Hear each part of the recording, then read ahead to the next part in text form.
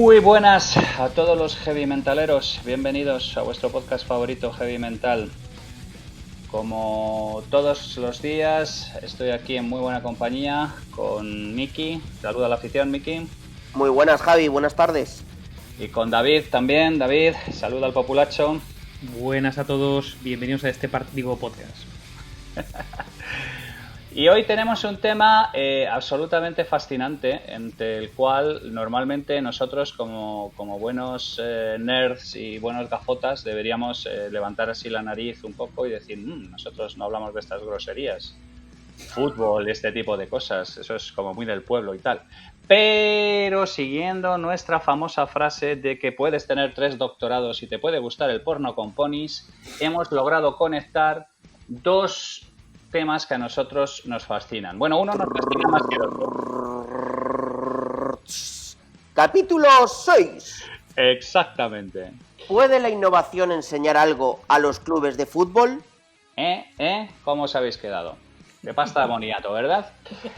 Pues nada, vamos a intentar ver cómo podemos conjugar estos 2 temas, a cuál más antitético aparentemente, como es la parte de la innovación y como es los clubes de fútbol, que el tema tiene mucha más miga de la que puede aparecer. Además, hace poco estuvimos hablando precisamente del asunto con un tema de rabiosa actualidad ahora mismo, como la gestión de los casos de Cristiano Ronaldo y Messi por el Real Madrid y el Barcelona. Y entonces vamos a introducirnos un poco en el agujero de gusano, a ver un poco a dónde nos lleva y a ver un poco a dónde podemos trabajar. Normalmente ya sabéis que siempre empezamos un poco desde el punto de vista normalmente serio y después terminamos con el tema pop. No es algo particularmente pensado, porque aquí nuestro gurú pop de cabecera, que es Miki, en realidad suele decir, empezad vosotros y ya entraré yo en cualquier momento, me bajo a la rama y pego unos cuantos garrotazos. Pero con puro estilo... que hoy me he leído un libro, Me he leído un libro que se llamaba... De fútbol. El libro de una página con muchos dibujos. Estoy preparado. Con muchos santos, como decía mi abuela. Muy bien, así me gusta. Como tiene que ser. Así que vamos a innovar y vamos a lanzarnos salvajemente. Y vamos a empezar con una pregunta, digamos, que va a intentar dar una idea fundamental de ¿cuál es vuestra percepción sobre lo innovador o cómo puede afectar la innovación al fútbol? ¿O tenéis la sensación de que el fútbol es un espectáculo que es particularmente innovador o es un espectáculo que, digamos, de alguna manera se ha visto un poco como está en una especie de burbuja congelado en el tiempo desde hace 30 o 40 años? A ver qué opina de ello nuestro gurú pop, para empezar, y que nos transmita la voz de la plebe y nos deje aquí a los gafotas tomando notas sobre qué le gusta a los seres humanos. Bueno, a ver, yo creo que qué le gusta a los seres humanos es algo totalmente complejo de descifrar, como ya hemos hablado en algún otro podcast. De hecho, no os acordáis que en el podcast que hablamos sobre Tinder, que el que no lo haya escuchado, que esté escuchando creo que se lo recomiendo. Vosotros mismos me descubristeis cosas que yo no sabía que le gustaban a la gente, yo creía que lo sabía todo, desde aquella vez que fui a aquel sitio raro con botes de látex líquido en todos lados y fústigas. Pero no, está claro que hay cosas que le gustan a la gente que yo todavía no he descubierto y según pasan los años me doy cuenta que tampoco quiero llegar a descubrir, pero eso me estoy dando cuenta. Entonces, respondiendo de forma directa a tu pregunta, ¿qué le gusta a la gente o qué no le gusta? La gente es más rara que un perro verde. Javi, ¿me puedes repetir la pregunta? Porque como a mí me gusta... Bueno, y una vez que hemos visto esta deriva de por el espacio interplanetario, vamos a volver a la Tierra. Tierra llamando a Miki, contesta Miki, por favor, dad una prueba de vida. Lo que estaba diciendo es... Bien, está vivo. Es que cuando me pongo nervioso, cacareo como un gallo. Vamos a reformular la pregunta. La pregunta era... ¿Vosotros creéis que el fútbol es una cosa que sigue siendo básicamente lo mismo que hace 30 o 40 años o que es una cosa que ha sido sometida y triturada? Vale, perfecto. A ver, yo tengo una persona que para mí es un referente personal, que creo que los tres conocemos mucho, que es don Juan José Carmena, una persona referente Sí, señor. en el mundo profesional para mí en España y en Europa, en los negocios. Y don Juan José Carmena, o Juanjo Carmena para los amigos, siempre decía algo muy sencillo, y es que todas las empresas al final son empresas de marketing. De hecho, David se acuerda de esto porque nos lo dijo a la vez a los dos.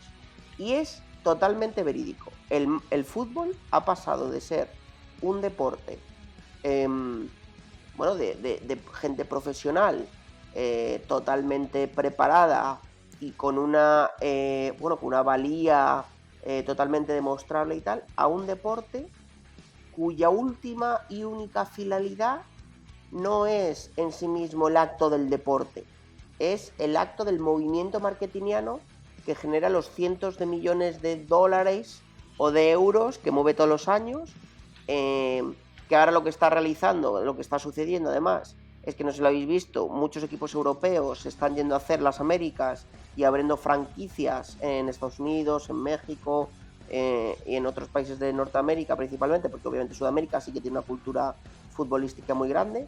Pues ahí está el Chelsea United, que está en Nueva York, el Manchester Miami o alguna cosa de estas. O sea, están abriendo como franquicias, ¿no? Los Ángeles City en Los Ángeles.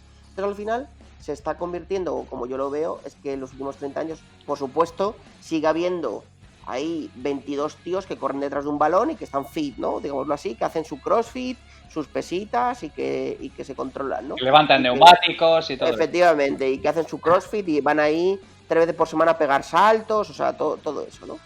Pero para mí, la sensación que tengo, además yo, aquí os voy a contar una analogía personal, y es que tengo una madre que es muy futbolera, que desde que era pequeña iba al campo, ¿no? Y entonces ella me contaba cómo en aquella época futbolistas, ella ha visto jugar a Gento, por ejemplo, ¿no? A Puskás. Entonces ella me decía cómo en aquella época los futbolistas, claro que ganaban dinero, ¿no? Y claro que vivían bien, cómodos y tal, pero que eran deportistas, ¿no? Un futbolista se podía comparar perfectamente su vida o su forma de ser, sus hábitos, su todo, a un atleta, ¿no? Un tío que corre maratones, ¿no? Obviamente cada uno con su entrenamiento específico, pero con sus forma de ser, su ritmo de vida, su todo, ¿no? Y ahora tú lo ves y quitando, pues sí, gente que no es profesional, que a lo mejor es semiprofesional, de pues, segunda vez, regional, ¿no?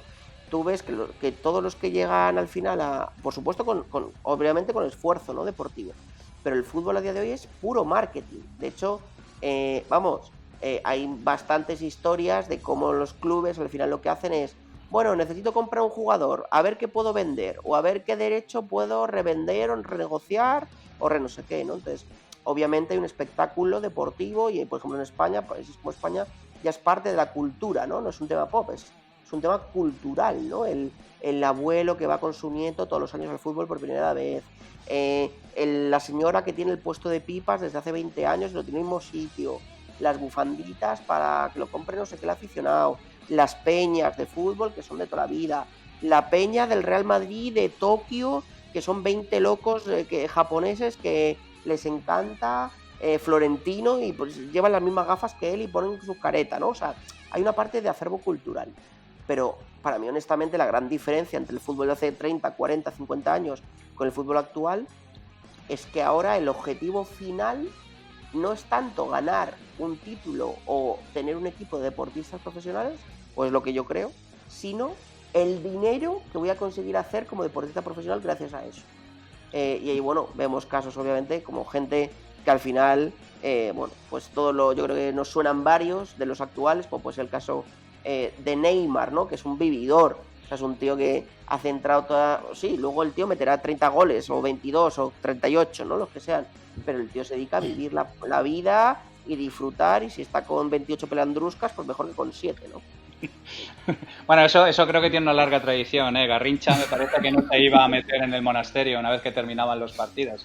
No, pero es interesante. Luego volveré a lo que estabas mencionando, Miki. David, ¿tú qué opinas del asunto? Madre de amor hermoso. A ver, yo tengo que decir. Yo tengo que decir.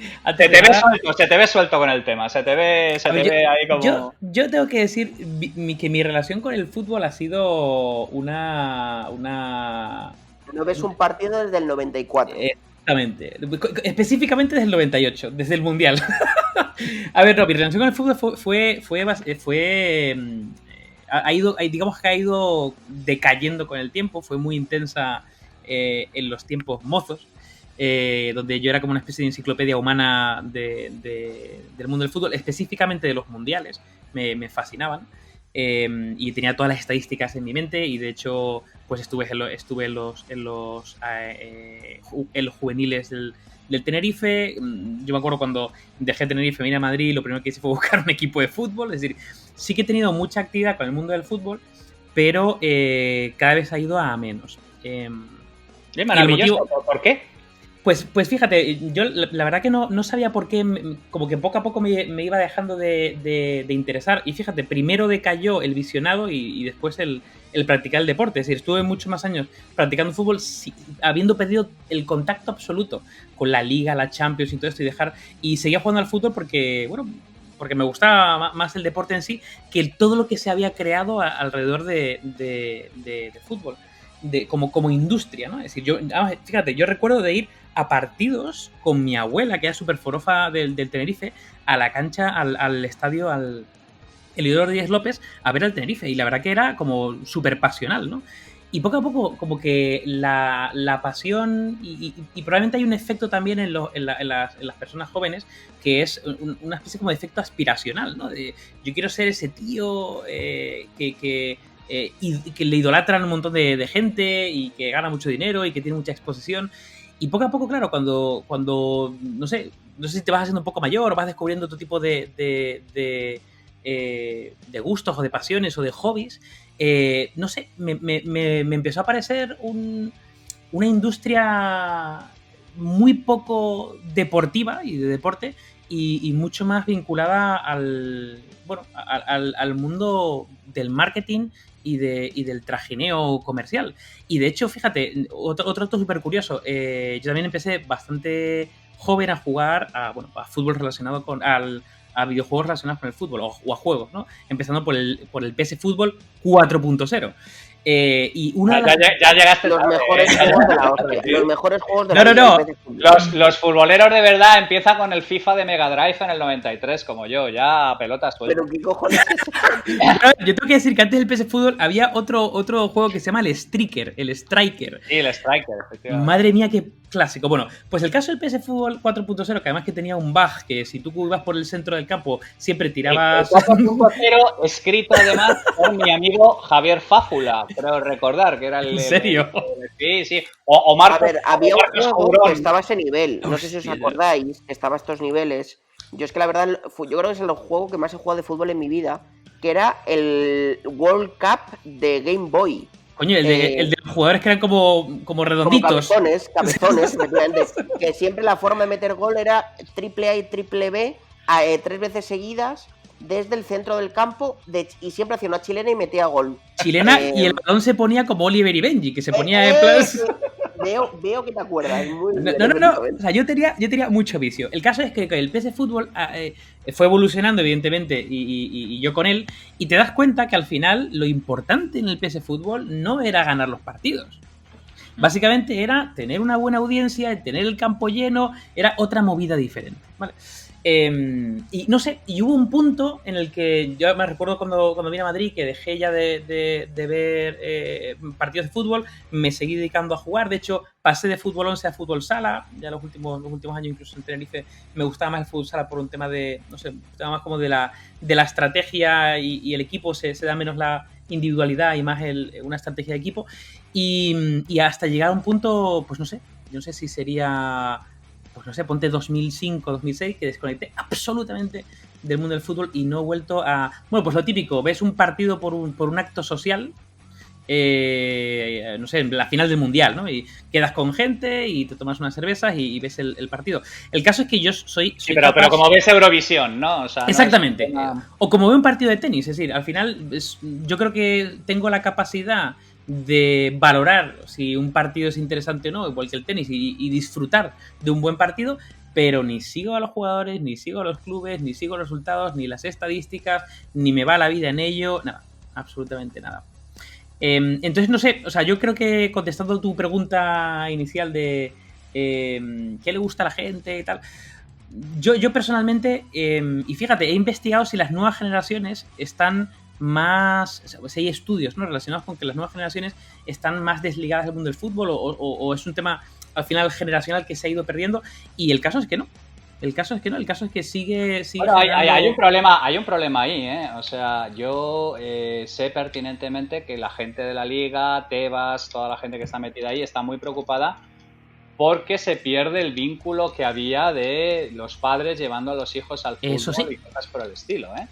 O sea, Eso quiero sí. decir que hay una pérdida, digamos, de alguna manera de ese eslabón de la cadena en el cual tu padre te llevaba. Fijaos que vosotros habéis mencionado a vuestra madre, vosotros habéis mencionado también a... O sea, A la abuela. Exactamente. Yo me metí en el fútbol, pues no sé por qué, porque mi padre todo lo que no fuera la caza se la traía al pairo y mi madre, ya ves. Pero llegas al fútbol. Un tío de bien, un tío del taco, joder, la caza, claro que sí. Exactamente.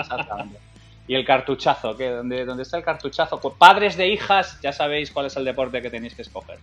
El asunto es que yo creo que habéis mencionado los dos un tema muy interesante que viene al hilo de lo que mencionaba Juanjo, gran hombre, mejor persona. Y es, si el marketing ahora mismo, nosotros hemos estado hablando durante bastante tiempo que está en crisis, ¿no creéis que de alguna manera eso se está trasladando también al fútbol, en el sentido de que si el marketing está llegando a un determinado nivel de maduración, se está perdiendo determinados niveles de estrategia, eso no puede estar afectando también al mundo del deporte también de alguna manera? Yo personalmente tengo la sensación, y conectando también con el tema este de la problemática de pasar cosas de padres a hijos, a que se está desplazando un poco. No importa a la generación actual, no le importa tanto al fútbol como nos importaba a nosotros o como le importaba a nosotros. O sea, yo estoy totalmente de acuerdo contigo. De hecho, hay un mundo que yo creo que se está abriendo un camino impresionante y que podemos hacer un día también un monográfico, que es el mundo de los, llamémoslo, Twitch, ¿no? Los streamers de tanto de videojuegos como... y este tipo de cosas. Sí, y eSports, pero también Twitch permite lo que se llama, que se está poniendo ahora muy de moda, el just chatting, ¿no? Que es gente pues hablando con gente por Discord, y que hay un rato que te hace streaming, hay otro rato que juegas a un juego con los suscriptores y tal, ¿no? Y yo sigo un montón la comunidad hispana y ahora mismo, o sea, para que os hagáis una idea, el Rubius ha dejado de hacer contenidos en YouTube porque Twitch en los directos gana más pasta que lo que ganaba con los vídeos de YouTube, ¿no? Entonces, yo creo que aunque sí que hay elementos en el mundo del fútbol, como puede ser la Liga Española, que sí que hace unas innovaciones de cojones, de temas que luego revende además a otras ligas. Por ejemplo, tiene programas de medición de calorías de los jugadores en tiempo real, temas de medición de los kilómetros que recorre cada jugador y saca luego estadísticas que incluso los propios clubes le compran a la liga y la liga vende, o sea, desarrolla gracias a que tiene los derechos y toda la gestión de la liga en España, luego lo revende esos softwares a otras ligas, ¿no? Temas de, no sé si os acordáis, que ahora con el VAR, pues hicieron bueno, el VAR es algo que se inventó para empezar también aquí, pero luego, y se pilotó, y luego se ha llevado a otras ligas, en la Champions y tal. El tema de la cámara 360, ¿no? Fue la liga la que patentó el software con Adidas, que es el balón oficial de la liga, que Adidas le mete un RFID dentro del balón y entonces, gracias a un arco que va dentro de las porterías y no sé qué cojones, son capaces de detectar la posición exacta del balón y luego con la imagen 3D de todas las cámaras que hay alrededor de la portería son capaces de hacer un mapping de si el balón realmente entró o no en tiempo real, ¿no? Y es la hostia. Entonces, yo creo que elementos como la liga sí demuestran pues esa estrategia, ¿no? Ese intentar seguir empujando un deporte para que siga siendo algo interesante, inteligente, novedoso. Pero claro, yo luego miro los clubes de fútbol, los jugadores y tal, y yo no me veo que los clubes y los equipos estén intentando, pues, por ejemplo, hacer estrategias de captación y fidelización de socios más innovadoras. O hacer, me lo voy a inventar, una red social propia de fans de mi equipo, o yo qué sé, hacer cosas innovadoras de verdad, ¿no? Sea con su público objetivo, sea con otro público, o sea, yo no lo termino de ver. Y creo que ahí, bueno, pues gente como esta, como de los eSports, o plataformas como Twitch, o clubes, o bueno, mundo como el de los videojuegos, joder, sí está invirtiendo, también porque es un mundo más digital, obviamente, menos 1.0, pero está invirtiendo tremendamente. Bueno, ahí corregidme si se me va la pinzaca, ¿eh? Pero vamos, yo tengo la percepción que sí que hay un relevo generacional, o sea, yo sí que, es cierto, no he visto ningún estudio que diga que el fútbol está decayendo. Vale, el fútbol a nivel general, no digo, por ejemplo, el visionado por tele, que evidentemente ha caído, ¿no? Pero vamos, el fútbol y el seguimiento a nivel general por parte de las nuevas generaciones no ha decaído, sino como que ha mutado, ¿no? Se ha ido a otros sitios, pues puede estar más vinculado al mundo de los eSports, porque vamos, de los campeonatos más grandes que hay es con el FIFA. Puede estar más vinculado, por ejemplo, al tema. Te has dicho una cosa muy interesante, Miki, que es el tema estadístico, ¿no? Esta fiebre, ¿no? Por querer conocer estadísticas y acercando un poco al fútbol más a lo que sería la Fórmula 1, ¿no? Pero al final la Fórmula 1... Mr. Chimp, por ejemplo, ¿no? Que no sé si le conocéis. Sí. Que Mr. Chimp es este matemático que se metió al mundo de la data, ¿no? Del Big Data del fútbol español y luego pues se ha hecho famoso y son 2 millones de seguidores porque no para de compartir temas de deporte, ¿no? Pues ha hecho una data de cojones. Es una especie de enciclopedia andante. Entonces, claro, lo que pasa es que yo, por ejemplo, no veo a incluso un relevo generacional de una cierta tipología centrarse en las estadísticas, sino que digamos que es un poco más fútbol pasional y fútbol de bar, ¿vale? Sería como... Y luego estaría otro eje, que es el fútbol un poco más, pues es un poco más Fórmula 1, ¿no? Sin ser Fórmula 1, porque se sabe que en la Fórmula 1 todo al final es data y es técnica, ¿vale? Y a partir de ahí, pues se generan o victorias o rascas medio segundo por cada una de las curvas. Y en el fútbol realmente esa estadística forma parte más del juego ilusionante de las quinielas, ¿no? En el sentido de que no por mucha estadística que tengas, hay tantas miles de millones de factores que influyen, y aparte son estadísticas que no influyen directamente en el resultado. Hay a lo mejor datos fuertes que pueden influir sobre el resto, pero en general no influye. Mi percepción es esa, que al final, aunque haya un relevo generacional hacia otro tipo de intereses alrededor del mundo del fútbol, como puede ser un fútbol mucho más estadístico, no va... Lo que está haciendo de alguna forma es dividir en diferentes segmentos. Es decir, el fútbol de bar con cerveza en mano y insultos al árbitro va a seguir ahí, y otro eje muy diferente es, pues youtubers como he visto, que se dedican a comentar partidos desde el punto de vista, y además con la data que se ponen abierto de cada uno de ellos, de cara a trazar estrategias y hacerse pajas mentales, ¿no? O sea, tú estabas comentando un poco que echabas un poco en falta una especie como de Moneyball relativo a lo que es la parte del fútbol, ¿no? Una especie de aproximación desde el punto de vista científico a cómo se puede mejorar un club por el estilo, ¿no? Claro, exactamente, pero fíjate, el caso de Moneyball, que es, si no, para los que no hayan visto la peli, creo que está basado en una novela incluso, ¿no? Bueno, está basado en un caso real. Sí, claro, sí. En un libro que está basado además en un caso real, pero el caso de Moneyball es muy interesante porque, así en resumidas cuentas, hay un equipo de béisbol que contrata, al final se le acerca, ¿no? Unos mega frikis que se dedican a buscar jugadores infravalorados en el mercado, probablemente por un tema de marketing. Están infravalorados desde el punto de vista del marketing o la imagen, pero son muy buenos desde el punto de vista estadístico, y son muy buenos deportistas, ¿no? Y generan un equipo que aparentemente, ¿no?, desde la visión de la gente, son mega losers, pero en el fondo ganan, acaban ganando, ¿no? Claro, me parece interesante esta reflexión, pero por otro lado pienso una cosa, al final...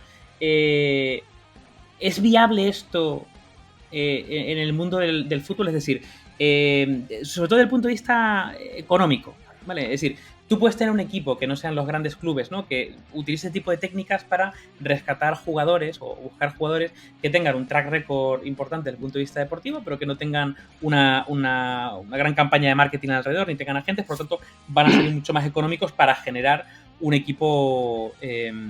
como una especie de equipazo, pero que de cara afuera es como un poco loser, ¿no? Pues entonces... ¿Qué generaría esto? Claro, yo creo que hay casos. Yo creo que hay casos, ¿eh? Si tú te sí, no. De hecho hay un caso específico, porque claro, currándome todo lo que había que hacer para lo que es la charla de hoy, me he encontrado con un caso específico que me reitera en una tesis que mantengo yo y que luego intentaré articular un poco más. Y es que el fútbol tiene un problema muy serio de ranciedad. O sea, como es un deporte que lleva mucho tiempo establecido, como es un deporte que lleva con un montón de gente, con un montón de estructuras antiguas, pues como le pasa a los bancos, como le pasa a las aseguradoras, luego hablaremos un poco de lo que es la parte de innovación, las grandes estructuras tienen grandes resistencias a cambiar. Y entonces el béisbol, que es de lo que habla Moneyball, era un tema donde esto podía hacerse más o menos de manera instintiva porque el béisbol es un deporte muy basado en estadísticas desde el principio de los tiempos, ¿vale? Sí. Entonces, un cerebrito de Yale puede salir y puede entender que se puede hacer, pero el fútbol, digamos que de alguna manera no es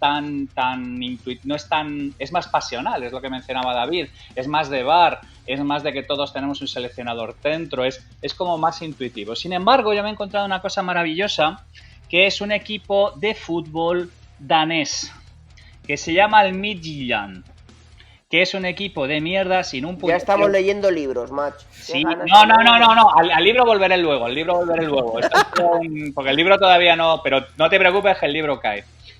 Y el equipo este, que es un equipo de mierda, que el manager dice que, oye, que si tiene más dinero que todos los demás, pues no hay ninguna necesidad de pensar, porque no hay ninguna necesidad de pensar cómo puedes sobrepasar el pensamiento. Recordad la escena esta de Moneyball, que es crítica. ¿Tenemos el dinero de los Nets? No. ¿Tenemos el dinero de los Yankees? No. ¿Tenemos el dinero de este? No.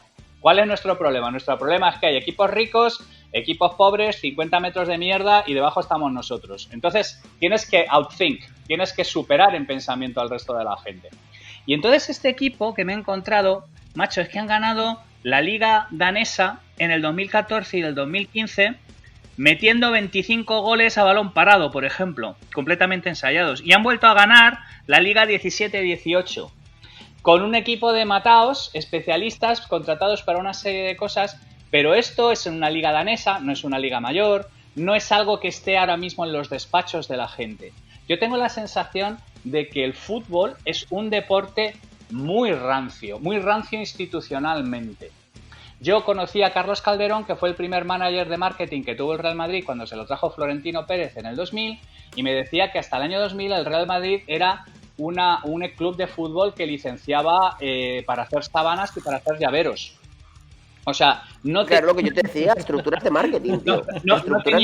Claro, no tenía una estructura de marketing de ninguna clase, era una cosa completamente amateur, una cosa completamente de aficionados. En 20 años, naturalmente, se ha puesto a otro nivel porque ya venía con una gloria deportiva, pero ha llegado tarde al marketing.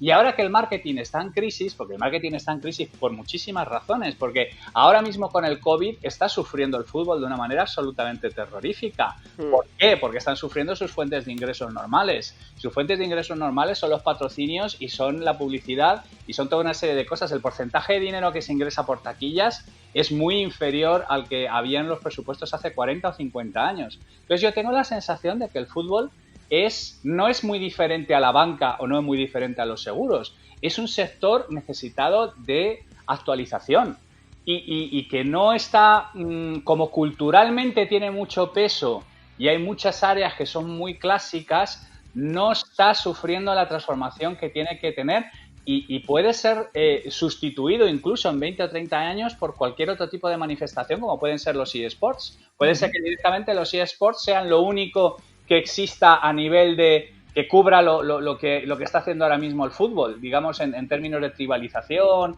en términos de volcar a los colores, en términos de... Porque el fútbol, la cosa que tiene es que es universal, es el deporte más universal. No ha penetrado tanto en Estados Unidos, pero según va habiendo más latinos que americanos nativos, el fútbol terminará siendo el deporte mayoritario también en Estados Unidos.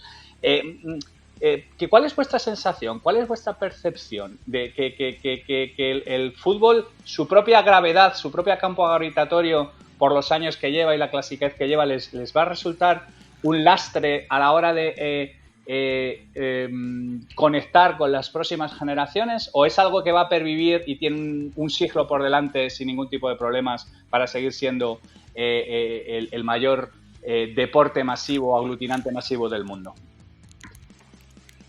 ¿Cómo lo veis? A ver, yo estoy totalmente de acuerdo contigo, Javi. Yo lo que creo es que, y además me gusta el símil de llevar el fútbol o los clubes como si fueran empresas. El fútbol es una industria, tiene digamos, tiene una velocidad y una inercia centenaria y que va a toda leche. Y vinculando un poco con el terreno de la innovación, yo creo que poco a poco, pues como todo, esa inercia se va acabando y la velocidad se va poco a poco resintiendo. ¿Qué pasa? Que ya no solamente va con mucha velocidad, sino mueve muchísimo dinero. Y no solamente eso, sino hace poco hablando con un amigo que se dedica, bueno, trabaja en uno de los clubes, decía que ellos tienen visibilidad por castigo. Es decir, alguien del equipo se tira un pedo y sale en la portada de todos los diarios deportivos, ¿no? Entonces, claro, tienen muchos activos que cuestan a muchas empresas conseguir, que es visibilidad, es casi un club literalmente un club de fans, ¿no? De seguidores, cosa que por ejemplo las empresas pues les cuesta mucho conseguir porque necesitan como convencer a la gente con ofertas para que sigan siendo recurrentes en sus compras. Es decir, tiene un montón de activos. Lo que yo creo que les falta a nivel de innovación es en el formato. Es decir, yo creo que tendrían fuelle y recorrido, no para tirar 30 años, sino más todavía, pero evidentemente eso se va a acabar. Y ahí viene el gran dilema de la innovación, ¿no? Es decir, cuando las cosas van bien y están yendo bien, y oye, hemos innovado porque hemos metido RFID y hemos metido una serie de cámaras 3D y hemos no sé cuánto, y la gente ya ve los partidos en online y tiene más estadísticas y no sé qué, en este punto, ¿vale? Intentamos seguir con el formato tradicional del fútbol, ¿no? Vitaminado, ¿no? Con una serie de plugins alrededor, o damos un siguiente paso, lanzamos como un nuevo producto radicalmente diferente que puede pasar por yo qué sé, nuevos tipos de campeonatos, nuevos tipos de interacción, nuevos tipos incluso no sé, de reglas o para realmente lanzar otro producto y dar un siguiente, ¿no? Un punto de inflexión, un punto de diferencia. No tengo más que decir, David lo ha dicho ya todo. Vale, pues entonces voy a intentar conectar un poco lo que estábamos hablando en fútbol con nuestro siguiente tema, que es la parte de innovación. Si recordáis, y volviendo a Moneyball, hay una escena donde el manager, el que interpreta Brad Pitt, que interpreta a Billy Bean, está intentando hablar con un montón de gente que son los ojeadores de toda la vida, ¿vale? A los que le intenta convencer de que los métodos que han estado utilizando hasta ese momento no son válidos. La gente que está allí, los ojeadores que hay allí, le están intentando decir: tienes que confiar en nuestra experiencia, tienes que confiar en qué es lo que estamos haciendo, tienes que confiar en que esto se ha venido haciendo así siempre. Todas estas cosas que hemos oído todos los que somos especialistas en innovación o hemos estado trabajando en innovación, como las clásicas resistencias a todo lo que tiene que ver con innovación. Entonces, mi pregunta es, ¿es el fútbol y el deporte profesional en general más o menos resistente a la innovación que otros sectores?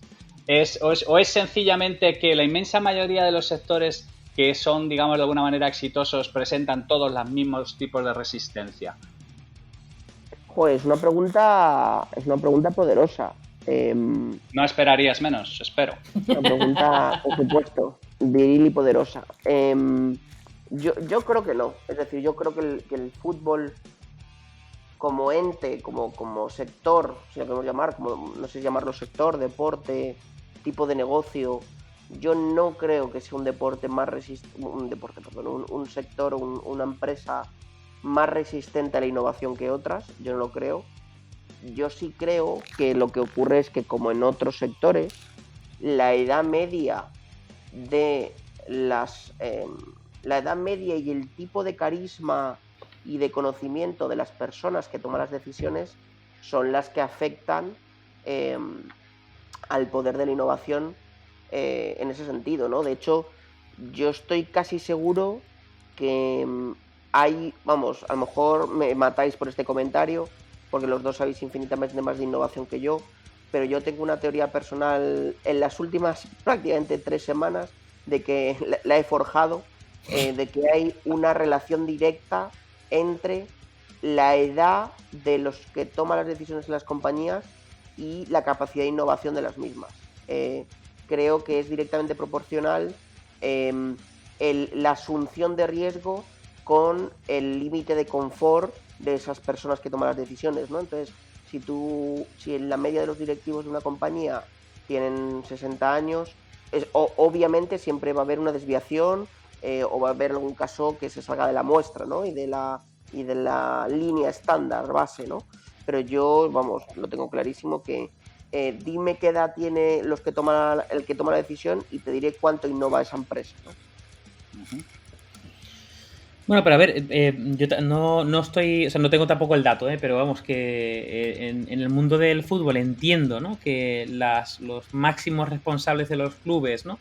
O son directamente otras empresas, ¿no? O son directamente, o son, vamos a decir, empresarios, ¿no? Con mucho dinero y con bastantes años, pero luego la media de edad no sé, del resto de equipo técnico o el equipo decisor o incluso, no sé, me parece como un territorio muy, muy fresco y aparte con muchas posibilidades, pero con mucha gente, bueno, con quizá una mentalidad bastante innovadora. Lo que pasa es que, claro, viene con un bicho, viene con un avión, con un Titanic que va a mucha velocidad, con mucha inercia y bueno, probablemente lo complicado probablemente es que alguien o un conjunto de personas / clubes en este caso tomen el timón y vayan a una misma dirección, ¿no? Dicho de otra manera, o sea, yo no sé muy bien porque entiendo que hay como dentro del mundo del fútbol hay como muchas subestructuras, ¿no? Porque por un lado están los clubes, pero por otro lado está la liga, que es como una especie, es como un ente vacío, ¿no? Pero que es dueño de un campeonato, supongo. Luego están las asociaciones de fútbol, ¿no? Está la FIFA, es decir, hay muchos agentes por medios que se rigen directamente por una serie de reglas que probablemente se cerraron en el 1800 algo, o finales de 1800, y a partir de ahí pues no se ha vuelto a tocar porque, digamos que porque no pertenece, ¿no? a una sola entidad, sino es algo bastante repartido, bastante distribuido, bastante descentralizado, ¿no? Entonces yo entiendo que hay una barrera ahí, que aunque haya gente que quiera hacer cosas, pues está dentro de una estructura bastante compleja, ¿no? O sea, que es un producto, digamos, un poco... yo estoy de acuerdo que la edad es un factor, ¿vale? Es muy complicado entrar en compañías dirigidas por septuagenarios y comentarles que de alguna manera tienen que cambiar su manera de hacer y su manera de ejecutar las cosas, sobre todo cuando históricamente han sido muy exitosos. Porque claro, el problema es que la gente no entiende el concepto de ventanas de oportunidad. Tú puedes tener un tema que funciona muy bien durante 30 años, pero durante esos 30 años, en cuanto se acaba esa ventana de oportunidad, el tema deja de funcionar bien. Y en concreto yo creo que de manera natural la gente, incluso la gente exitosa, incluso yo diría que particularmente la gente exitosa, es muy reticente a innovar por aquello de si no está estropeado no lo cambias. Pero es que la propia naturaleza de la innovación te lleva, digamos, de alguna manera a obligarte a cambiar mientras puedes hacerlo. O sea, no es lo mismo cambiar mientras todavía tienes una buena posición e intentar averiguar cuál es la próxima ola, que cambiar cuando estás en una posición muy delicada y prácticamente tienes que intentar lanzarte con todas tus fuerzas a ver si te agarras a una tabla o a un salvavidas, porque si no te vas al fondo. Y la gente que en buena lógica debería dedicarse a ver qué es lo próximo que viene mientras está bien colocada, en realidad suele moverse cuando ya está en una situación dramática. Claro. ¿Vale? Y eso yo realmente creo que tiene que ver con que humanamente siempre nos queremos echar a descansar cuando las cosas funcionan bien, que es cuando curiosamente creo que deberíamos empezar a trabajar en pensar a ver cuál es la próxima ola que vamos a surfear. Yo cuando hablo siempre de innovación, hablo siempre que en realidad tiene que ver con leer las olas que vienen e intentar a ver cómo te subes y cómo lo puedes hacer. Y entonces el fútbol para mí en concreto creo que es un ejemplo bastante rancio, ¿vale? Y hace poco tenía un hilo con una serie de tweets donde hablaba, por ejemplo, de la muy mala gestión que había hecho el Barcelona del tema Messi. Y era básicamente porque en ningún momento nadie hizo la pregunta en la junta directiva de, oye, ¿qué vamos a hacer cuando se vaya Messi? Porque solamente mencionar eso me imagino que levantaría los pelos de la nuca a la gente. Y ahora resulta que Messi se queda, pero Messi dice la realidad, que es, aquí no hay ningún plan, aquí no hay ninguna estrategia, todos son malabares, todos son improvisaciones. Entonces, mi pregunta es, ¿Vosotros tenéis la sensación de que el fútbol es algo particularmente, ¿cómo decirlo?, antitético a la innovación? ¿O es que en la mayor parte de los negocios consolidados con historia de éxito está la semilla del odio a la innovación y del odio al cambio? Yo fíjate, yo creo que me gusta el... No, evidentemente, apelando otra vez al principio del podcast, ni pajolera idea de lo que pasó con Messi, pero bueno, ya me he informado un poco justo para este capítulo. Me parece un ejemplo muy interesante de relacionarlo, no sé si con la innovación, pero por lo menos con la planificación, ¿no? O la planificación estratégica. Yo creo que el mundo del fútbol está, digamos, recibiendo diferentes plugins, ¿no? Como innovaciones incrementales, ¿no? Que tienen que ver con el streaming, con el estadio, con las estadísticas y tal, pero en el fondo, en el core del negocio de los clubes, no está habiendo ningún tipo de innovación. Evidentemente no está habiendo ningún tipo de planificación estratégica, más cuando nos vamos a los clubes, vamos a decir, más tops, que tienen también pues visibilidad o dinero por castigo, y lo que hacen básicamente es, bueno, probablemente la única planificación que haya sea una planificación financiera de P&L, de quiero tener un multiplicador por algo, ¿no? Y a partir de ahí, pues el resto de cosas yo creo que es, bueno, literalmente pues una improvisación, ¿no?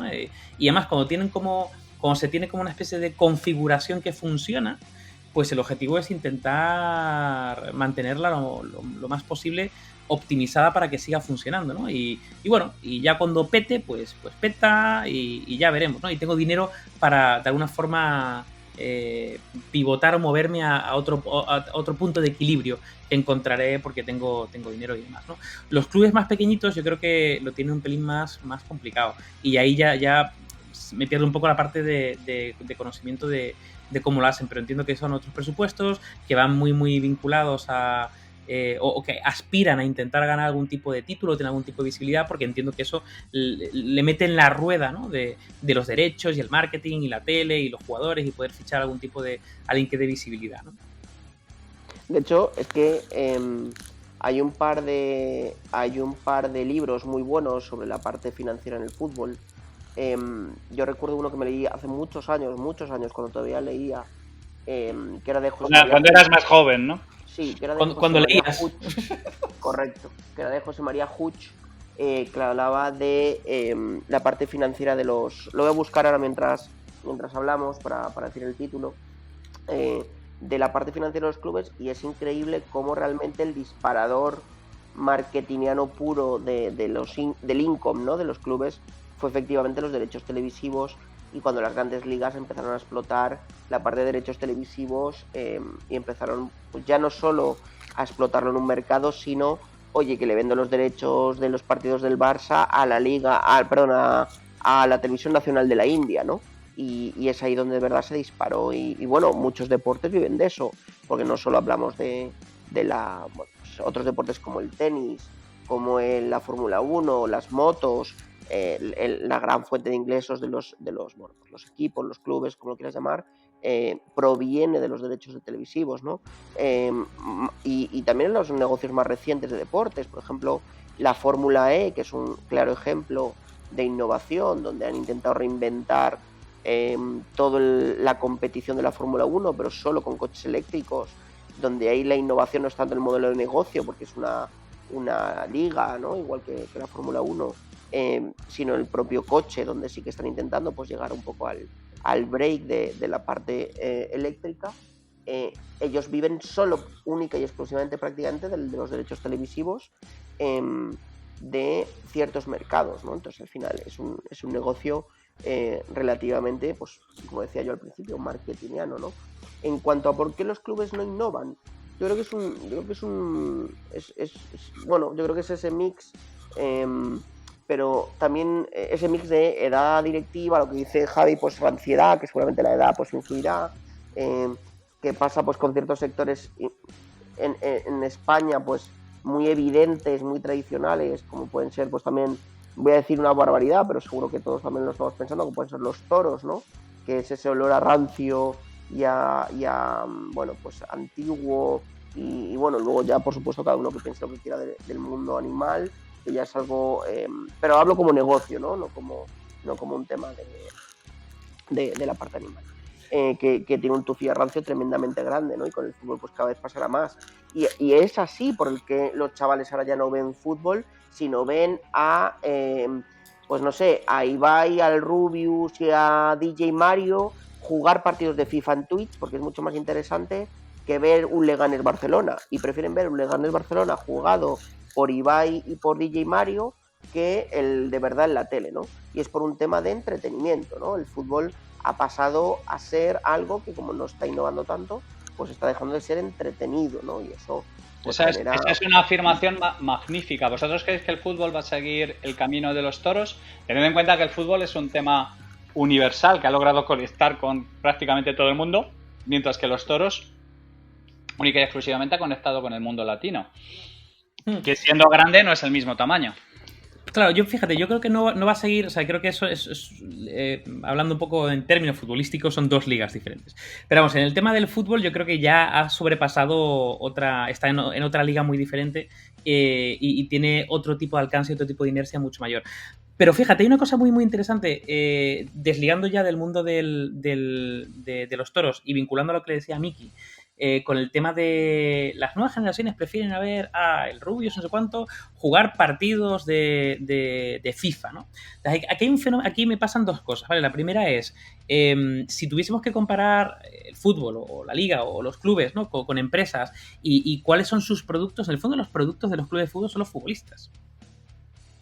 Entonces, porque son los héroes, son como los toreros. Es una metáfora moderna del héroe, de la batalla, o sea, hay muchas cosas que ahora mismo se resuelven en un campo de fútbol que antes se resolvía en el campo de batalla. Claro, pero fíjate, lo que consigues alrededor de un activo, ¿no? De un producto, de un activo, de una empresa trasladado al mundo del fútbol, es que puedes explotarlo en muchos sentidos. Lo explotas desde el punto de vista comercial con merchandising alrededor de esa figura. Lo explotas alrededor de no sé, entrevistas, de one-to-one, de un montón de cosas que revierten, ¿no? Y entonces, por lo tanto, la parte de los jugadores de fútbol debería tener ya de por sí casi como una estrategia de producto. O sea, como que cada jugador debería tener su ciclo de innovación, ¿no? Que vinculo a lo que comentabas tú, Javi, del tema de, oye, ¿y qué pasa con Messi, no? Y oye, ya lleva X años Messi, la cosa va bien, pero deberíamos estar pensando en la siguiente iteración, en el siguiente ciclo de producto. O sea, ese eje me parece interesante. Pero es que al final, o sea, yo os dejo un pensamiento que es a mí el que cuando yo pienso en el concepto fútbol, ¿vale? Y para mí el fútbol es un entretenimiento, ¿no? Es un divertimento, ¿no? Antes había toros y hace 300 años había carreras de cuadrigas, 400 o 500, ¿no? O 1000. Y antes de eso había leones comiéndose a gente, ¿no? Vale, en el antiguo Egipto o Roma o lo que fuera, vale, perfecto. Vale, y antes habría lo que fuera. Y los clubes de fútbol o el mundo del fútbol lo que no está pensando es cómo piensa el resto de entretenimiento. Es decir, yo soy un entretenimiento que al final le roba tiempo a un espectador de mi entretenimiento, y hay sectores de entretenimiento que se están intentando reinventar. Pues la música a su manera, el cine a su manera, etcétera, etcétera, de cosas de entretenimiento. Los parques de atracciones, me lo estoy inventando, ¿vale? Cosas de entretenimiento. El fútbol, ¿qué está intentando hacer para reinventarse y para seguir enganchando a las generaciones jóvenes? Porque no está haciendo nada. Es decir, si ahora mismo llegara un club de fútbol y dijera, voy a montar el Real Madrid, equipo top a nivel mundial, voy a montar un club de eSports donde además uno de mis jugadores de coaching y motive, uno de mis jugadores del equipo real, a los jugadores del equipo de eSports, tal, ya empieza a ganar una ventana de comunicación de algo que está creciendo, ya está intentando captar a un público joven. Pero es que he puesto ese ejemplo que se me acaba de ocurrir, podría ser perfectamente cualquier otro. O, mira, es que vamos a crear las primeras gafas de realidad virtual para fútbol, para que tú puedas ver en 3D desde tu casa sentado el partido. Joder, pues tú dices, hostia, pues a lo mejor eso, yo que sé, aunque sea tremendamente loco, pues a lo mejor consigues enganchar a 10 frikis, ¿no? pero yo no veo que los clubes estén haciendo, ni el mundo del fútbol en general, nada en ese sentido, ni la FIFA. ¿Sabes? Claro, pero una cosa, Miki, pero me parece súper interesante lo que acabas de decir, y era el segundo punto, que es, estoy de acuerdo contigo, yo creo que sí que se están haciendo innovaciones alrededor del mundo del fútbol, con cámaras 3D, con incluso a lo mejor incluso con realidad virtual, no sé si hay algo, pero vamos, sí que están haciendo como plugins alrededor. Pero pasa una cosa súper interesante, y vuelvo otra vez al ejemplo del Rubius y el partido de fútbol. Históricamente, el fútbol, siendo un territorio muy ligado a los colores, a la afición y a la pasión, tú al final te identificabas con un equipo y te identificabas con unos jugadores. Claro, ¿qué pasa cuando quitas eso, ¿no? Es decir, ¿qué pasa cuando es el entretenimiento y ves al Rubius jugando al FIFA y te da igual el jugador? No te da igual qué jugador haya detrás, pero puede llegar a un punto que sean jugadores virtuales, que si simplemente, no sé, empatizas con ellos a otro nivel, lo que realmente subyace por ahí es el partido de fútbol, ¿no? Es el 11 contra 11, las reglas, el balón en la red, las chilenas y las movidas, ¿no? Pero ya poco a poco te dejas de vincular, ¿no?, a los equipos, te dejas de vincular a jugadores y te vinculas a otro tipo de formatos, a otro tipo de ejes que ponen una caducidad al mundo del fútbol. Que te entretienen más. Bueno, y que ponen una caducidad al mundo del fútbol tal y como lo conocemos, una fecha de caducidad relativamente más cercana. O sea, me parece interesante esa reflexión, sobre todo porque se está dejando un espacio de innovación espectacular, vacío, que probablemente, como dice Javi, lo cogerá otro deporte. Vosotros recordad además que hablamos en otro programa, en otro podcast, que cuando estrenaron Blancanieves la gente pensaba que no iba a funcionar porque la gente no iba a empatizar con el dibujo de Blancanieves, ni se iba a sentir triste ni cosas por el estilo. Yo pienso que en el terreno de la simulación es terrible porque puede eliminar las partes más aburridas de los partidos de fútbol.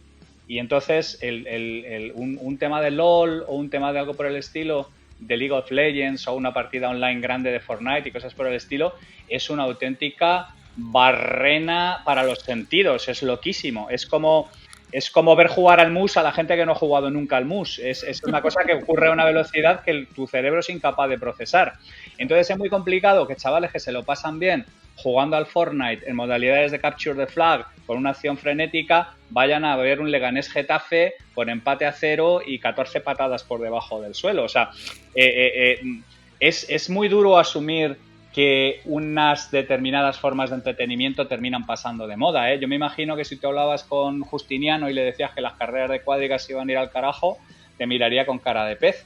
Pero yo personalmente creo que en el fútbol y en el hecho de que de los, digamos de alguna manera, los éxitos conseguidos históricamente son su propia losa a la hora de replantearse y a la hora de reformularse.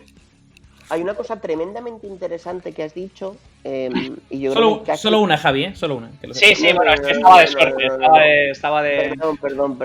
Tenía mi rato. Con poca propiedad. Hay una cosa que me parece más interesante de las demás de todas las que has dicho. Particularmente interesante. Correcto. Caramba, retruécanos, efectivamente. Rezapateta. Que es como,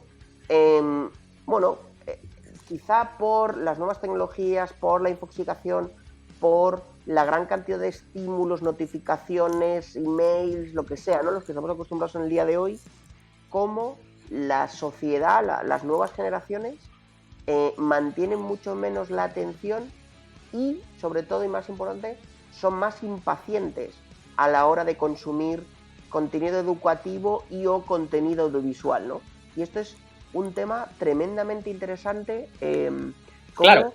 Incluso hay gente que ya no es capaz, y yo os lo juro porque además tengo un abanico de primas, o sea, yo tengo un montón de primos y mis primas van, pues la mayor me saca 5 años y la pequeña, o el pequeño yo le saco 12. Entonces es tremendamente interesante cómo el comportamiento es tremendamente cambiante y cómo ahora las generaciones es, pero ¿cómo me voy a poner yo a ver una película si yo no me aguanto hora y media viendo lo mismo, ¿no? Y es súper curioso.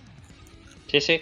Es que además conecta con otra cosa que estábamos hablando antes, que es si el padre ha dejado de llevar al hijo al estadio y le ha dejado de crear esa vinculación, tú es que ya no puedes soportar un partido del Getafe Elche que sea un coñazo monstruoso porque no tienes un attachment que te ayude a vencer esa problemática. O sea, que quiero decir que en el cambio de las costumbres y en todo este tipo de cosas, yo personalmente tengo la sensación de que no somos conscientes de que las nuevas generaciones no tienen el attachment a los equipos que tenían sus padres. Claro. Y eso es un auténtico problema.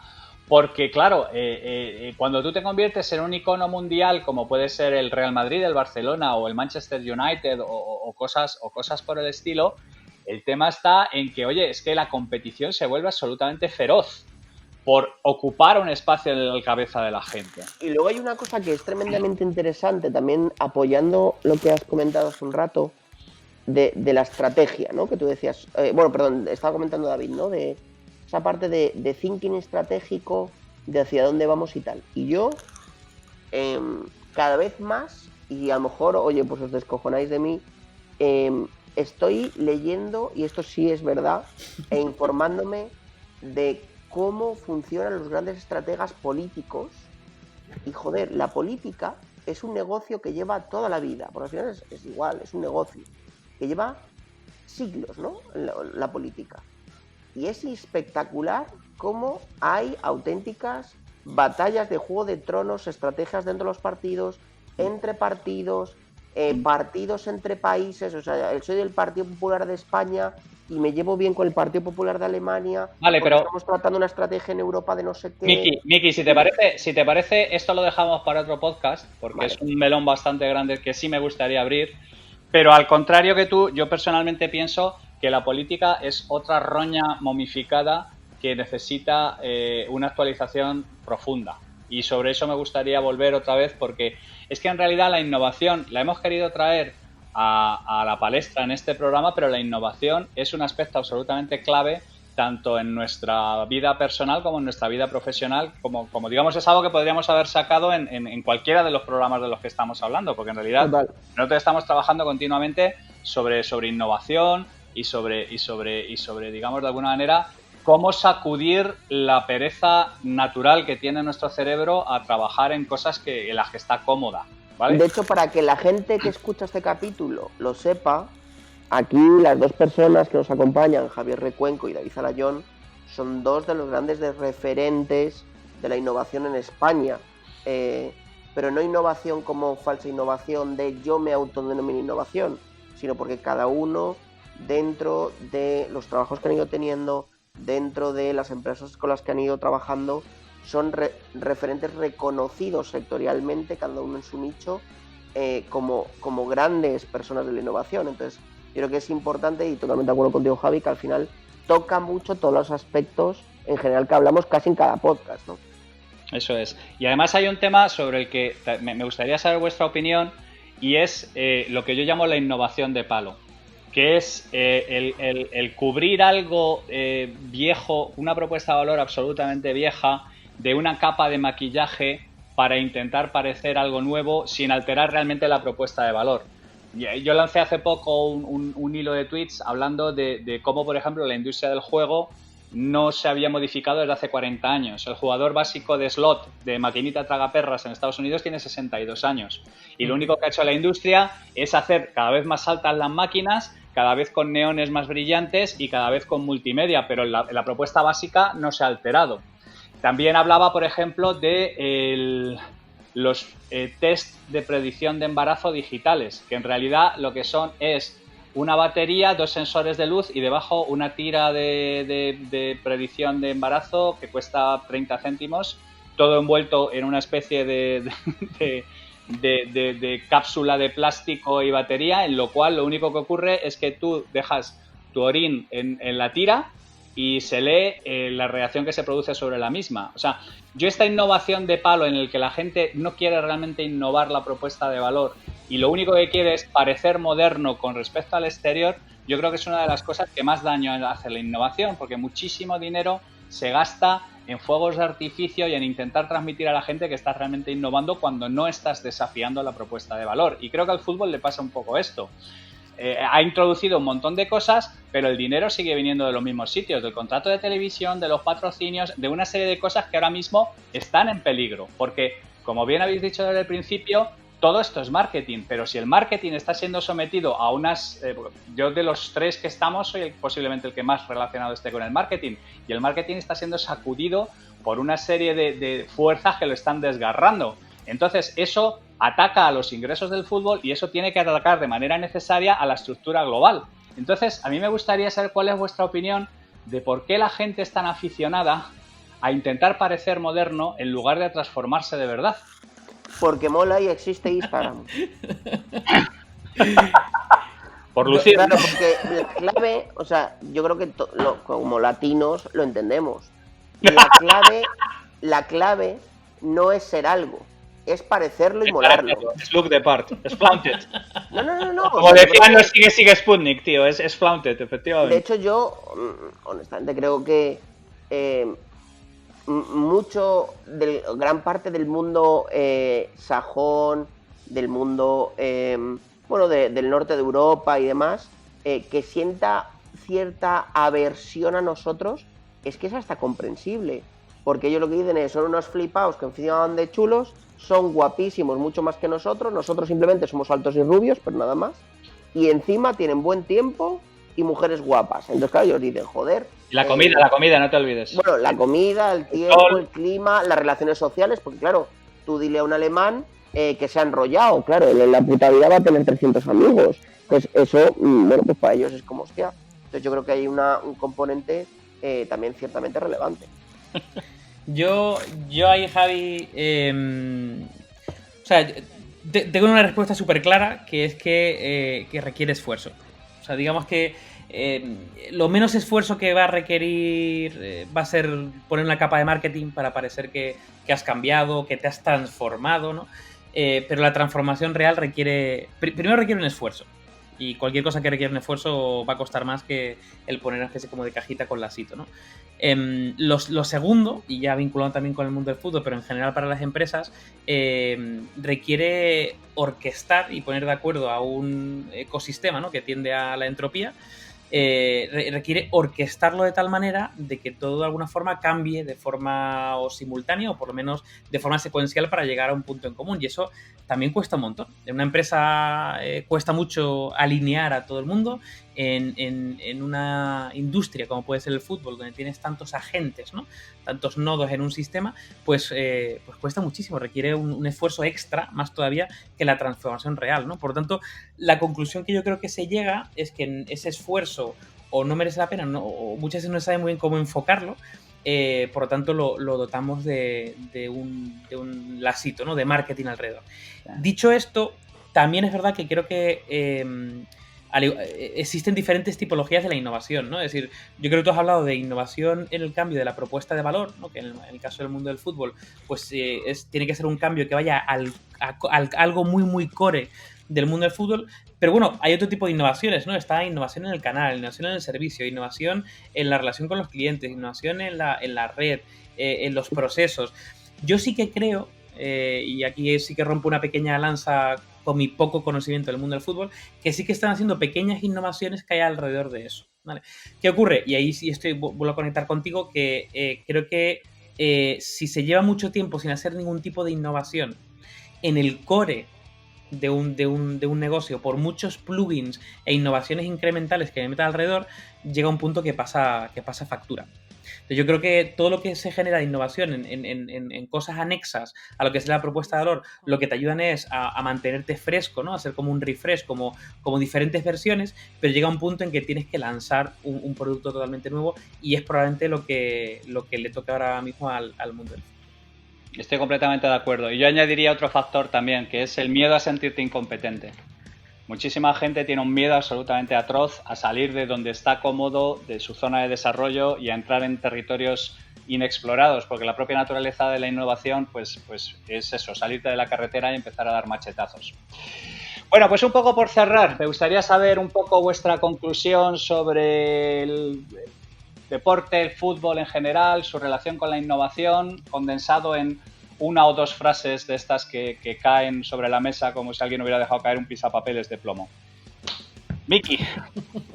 Bueno, yo diría, o mi resumen ejecutivo sería que yo creo que el mundo del fútbol sobrevivirá, pero va a sufrir y bueno, está claro que un sector donde es relativamente común que un porcentaje alto de las sociedades que hay entren en quiebra o tengan problemas financieros, claramente es porque el modelo de negocio no está lo suficientemente estructurado, sea con una innovación A, B o C, ¿no? Sea en procesos, sea en canal, sea en go-to-market, sea lo que sea, ¿no? Con propuesta de valor.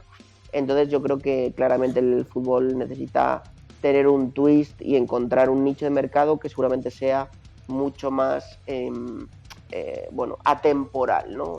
No solo sea un entretenimiento por entretenimiento, sino sea tener algo que sea mucho más universalizado, que hasta ahora lo era, ¿no? Como era el sentimiento de ir con tu padre, y ahora pues poco a poco se está perdiendo. Entonces yo creo lo conseguirán, porque al final es un mercado muy poderoso, pero les va a costar y lo van a sufrir.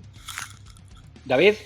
Yo creo que la innovación tiene mucho que aportar al mundo del fútbol. Creo que ha ido aportando como pequeñas mejoras incrementales para actualizar, ¿no? En cuanto a canal, en cuanto a forma de llegar al consumidor y demás, pero no se ha cambiado, digamos, el core. Y yo creo que, bueno, pues hacer esa traslación, ¿no? de una industria como el fútbol a otra industria muy diferente, como puede ser el elemento la banca o los viajes, puede ser un ejercicio muy interesante para encontrar oportunidades que planteen evoluciones en la propuesta de valor al mundo del fútbol. Dicho esto, el mundo del fútbol es centenario, mueve muchos millones, tiene muchísimos seguidores, de hecho es el deporte más popular del mundo, seguido, lo que pasa que con la mitad de seguidores del cricket, ojo con el cricket. Y el badminton, cuidado que viene. No, fuera coña. Creo que el tercero era el hockey sobre hierba y el cuarto el tenis. Pero vamos, el caso es que tiene muchísima inercia y el tema del too big to fail, ¿no? No existe, es decir, ya no existe nada que no sea suficientemente grande como para que se mantenga eternamente, pero esa inercia y esa posibilidad económica y de inversión pues te hace vivir unos cuantos años más, que en el mundo del fútbol pues por antes estamos hablando de centenas de años más. Dicho esto, hay muchísimas oportunidades que yo creo que se pueden aprovechar para diversificar, ramificar, evolucionar el mundo del fútbol y que se podían aprovechar desde la innovación. Fenomenal. Yo, por cerrar un poco, creo que el mundo del fútbol efectivamente sufrirá si tiene el síndrome del too big to fail, y creo que debería dejar paso e introducir a sangre nueva que, digamos, que de alguna manera se atreva a dar machetazos por otro sitio.